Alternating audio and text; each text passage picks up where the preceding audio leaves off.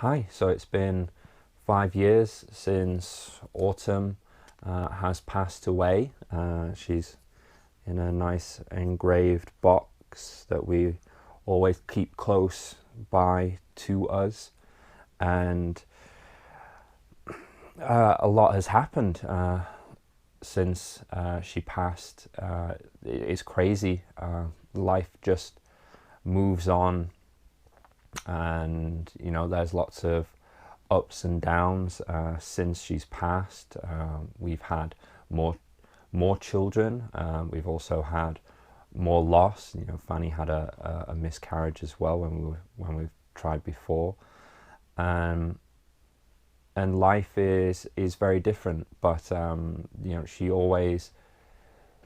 she's always in my mind daily. It helps that I have her as my lock screen on my phone, so I see her every day. And one of the things is that now we have more kids, and we've seen them grow. We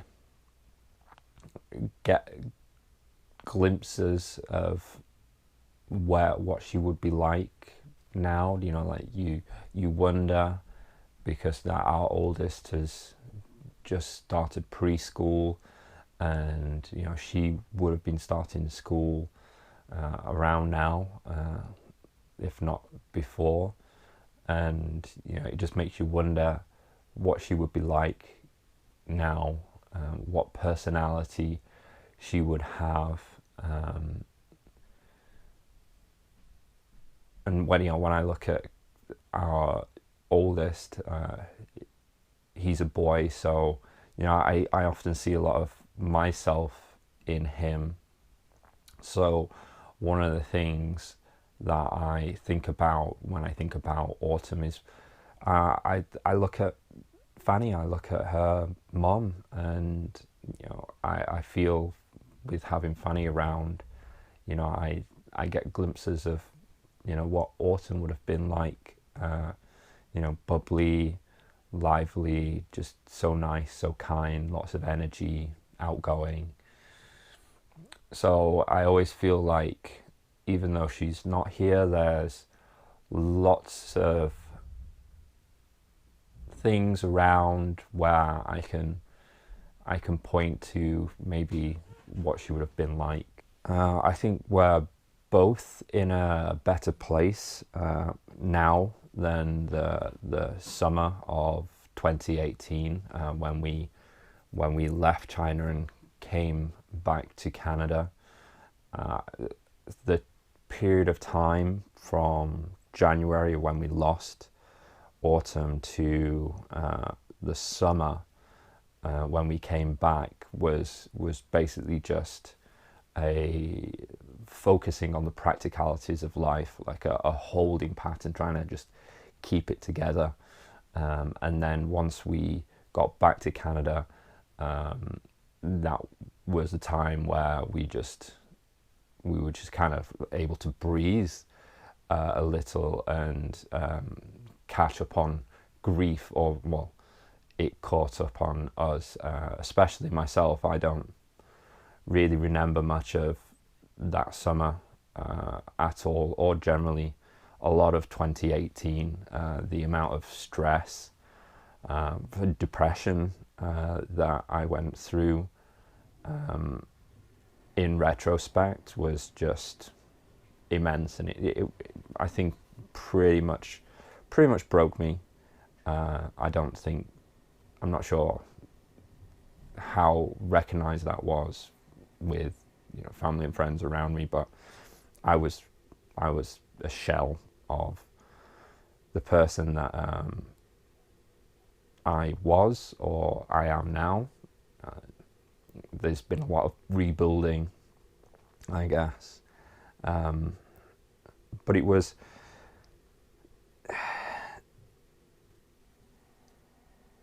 really, really tough. One of the things that helped turn the corner was in late September, I don't know, late summer, sometime towards the end of 2018, I finally did some counselling, and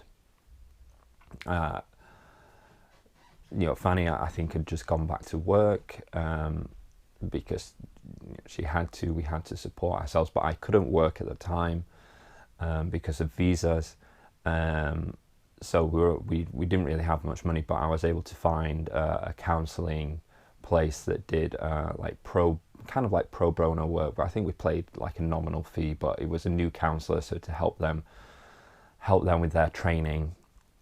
But that really helped me when I went there, because I had someone to talk to, and you can talk to your family and friends, and you might have a golden nugget within them, within your support group, that has been through something like this, or just is a good listener or something like that. But often, I just found that there's lots of really good intentions, but people come to you and they try to comfort you, but often they end up putting their foot in their mouth,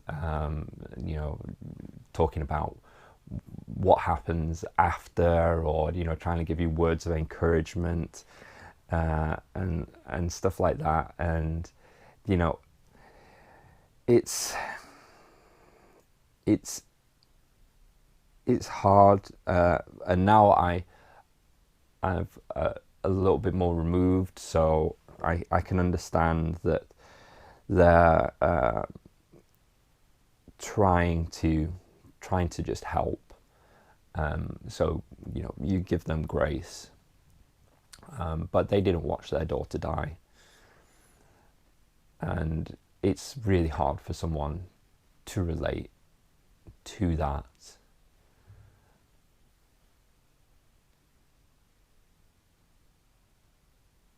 So a lot of the best support that we had was just practical: roof over head, helping out with food, day-to-day stuff. So that's why I really encourage going to like a counsellor, because you have someone that's removed from that's trained to listen, and that's really what I needed at that time. Even though he wasn't very experienced, I don't think he hardly said anything.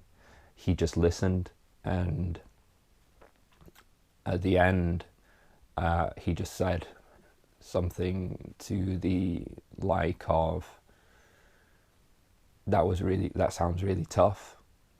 I'm sorry you're going through that. And that's what I needed, really. Still gets me to this day. Just like a validation, a reflection that, that was just, it was just terrible, a terrible time, just really tragic. And after that as well, we also found a support group, Empty Cradle.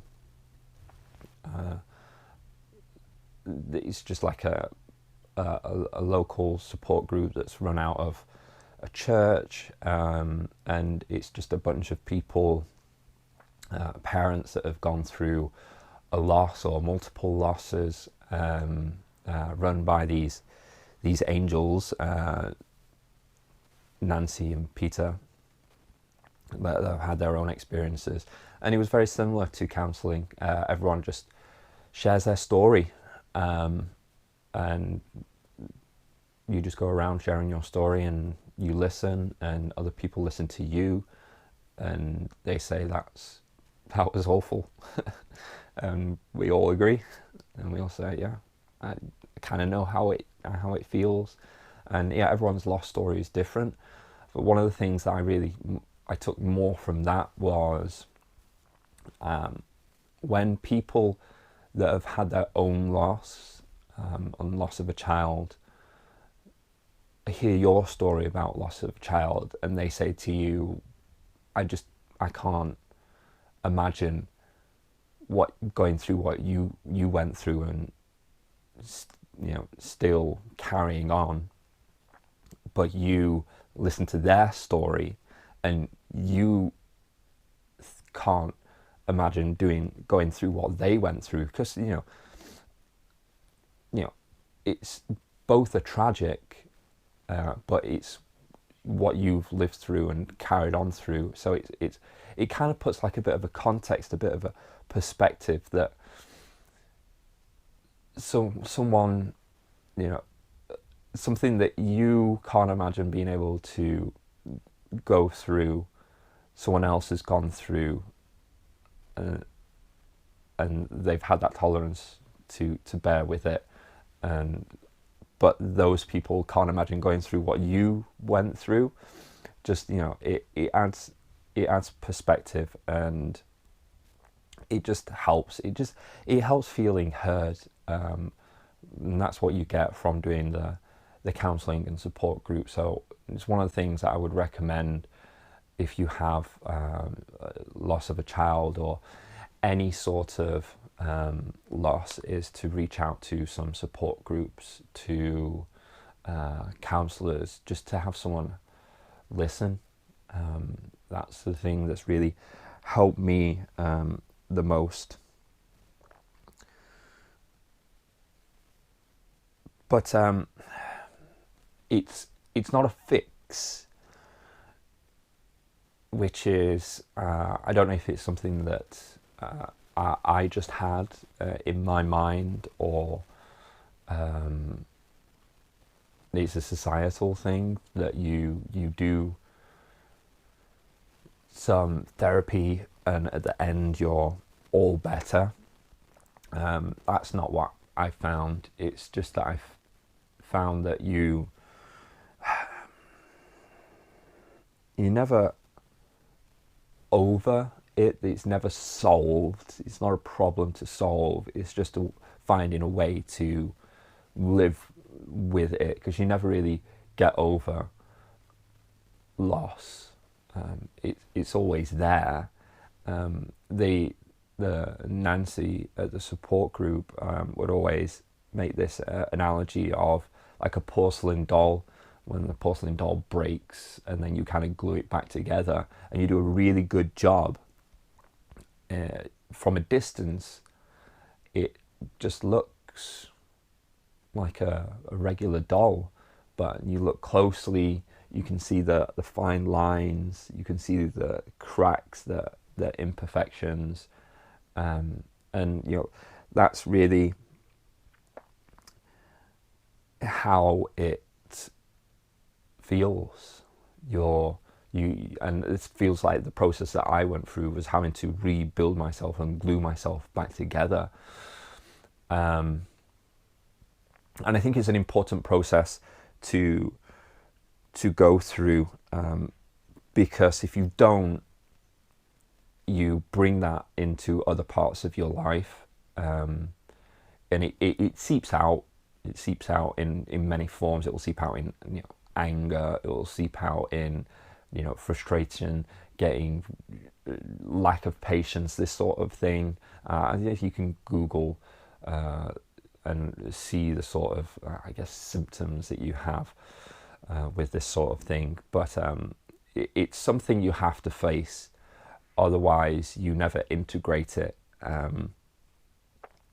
and you need to, because it's going to hold you back from embracing the rest of your life. So it's okay to let yourself feel and just embrace the process. Yeah, it's scary because it's a lot of pain, but you're in pain anyway. It's better to just embrace it and find a way to carry it through the rest of your life in a way that's more positive. Physical exercise helps as well. I found running for me, resistance training, weights, something that talking is a release as well, but there's many different releases, and one was physically, because physically sometimes you don't feel like you can get the correct words across, but you can hit something and feel that release of an emotion.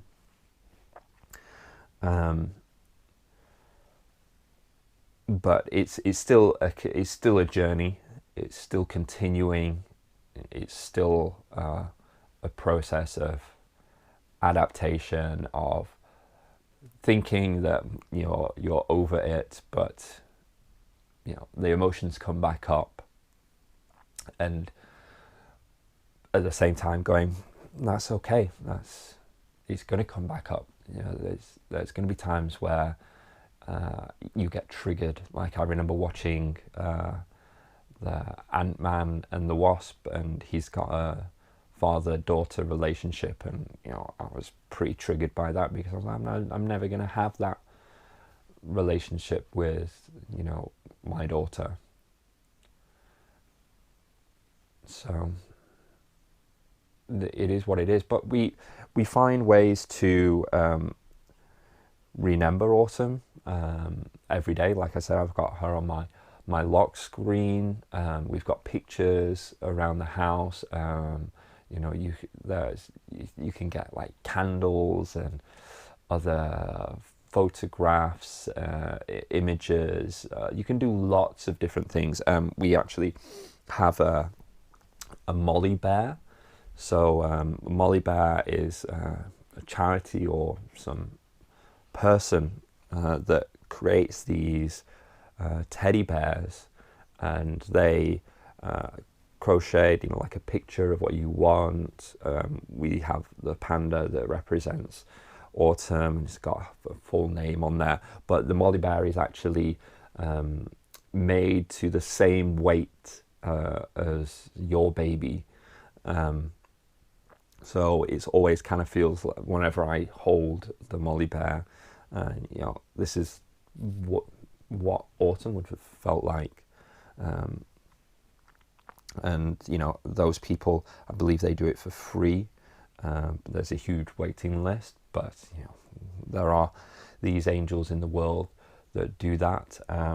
Also, I'd have to talk about Now I Lay Me Down to Sleep, which is an organization in America, I believe, where they send photographers to hospitals to take pictures of babies and their parents, when they've lost them during the hospital. But also they do edits, photoshopping of the photographs that you have of your baby as well, because sometimes you don't have great photos of your baby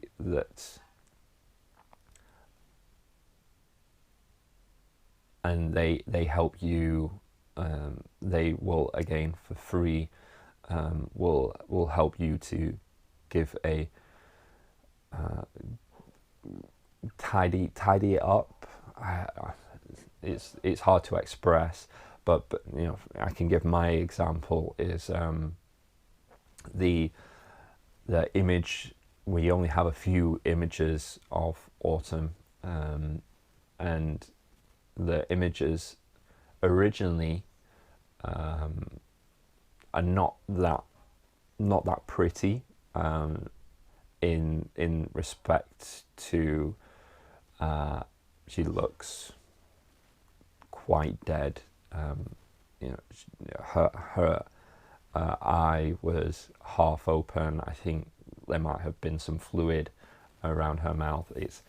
It's difficult to put those photos up around the house, and so what now I lay me down to sleep did, and the person there did, is they helped make it so Autumn looked like she was sleeping, and they tidied up the photograph to, you know, give a better representation of what you have in your mind of your child, so other people can see that as well, and you can share those images and they won't get taken down on social media and stuff. So Molly Bear and Now I Lay Me Down were two fantastic organizations for us that really helped us, and there've been lots of people along the way that helped us. The funeral place in Vancouver, they helped us a lot. We didn't have a funeral for Autumn. We had a remembrance service that they invited us to, and you know, we made a video about that. But one of the things with China as well is when they cremate, they just cremate. They don't grind. They don't reduce the bones. So you know, when we came back to Vancouver, we still had her ashes and bones, and they helped for free to reduce those down, so she could fit into a smaller box, and they helped us choose this out as well. But there are people out there to help. You can Google them, you can go on the internet and search, and there's lots of organizations that really do amazing work. And yeah, going forward, it's, as I've said, just a process. Recognizing times when you might need to go back to a support group, to go back to counseling, because you know, I worry that what I do, my loss is affecting, you know, how I parent now in a negative way, or my interactions with Fanny or family or friends, in that, you know, am I actually reacting this way to something that's happened, or am I reacting to something myself that's coming from my grief? So it's a process, a journey to keep an eye on that, but also to just keep embracing it, not to just, you know, push it down and hide it away. Just it's okay to be, you know, to still have this pain, and to carry on, and you know, just to adjust again, to always be adjusting, you know, and just live with like a new you in a way. You know, I'm more emotional nowadays than I ever have before, and it's just the way life is. You know, maybe that will dissipate, maybe it won't, but just as long as you're kind of moving forward, and embracing new opportunities, because that's one of the things that I've realized as well. Is one of the things that really bothered me is that Autumn just doesn't have any opportunities. The brief time that she was with us was spent the majority of time in the loving body of her mother, but then she didn't really get to experience anything after that, good or bad, and really kind of a lot of life is just about opportunities. And one of the things nowadays is I don't really want to spend my time doing things that I don't want to do, or things that are negative to me, and focus on taking opportunities to bring more positivity into my life, into other people's lives as well. And I like to think that that's what she would do too. Well, that's it. I'll wrap this up now, and maybe we'll do this again when she's 10 years old, or we'll see. And I like to keep doing this, because maybe other people out there that are going through a similar experience, they can listen to me and they might be able to take something from this, and it might help out. I don't know. It's just one of the things that when it happened to me, I was desperately looking for some just guidance, and there wasn't much out there, because it's such a taboo topic, especially among men. So I want to keep this up, and yeah, I hope it helps whoever is watching this.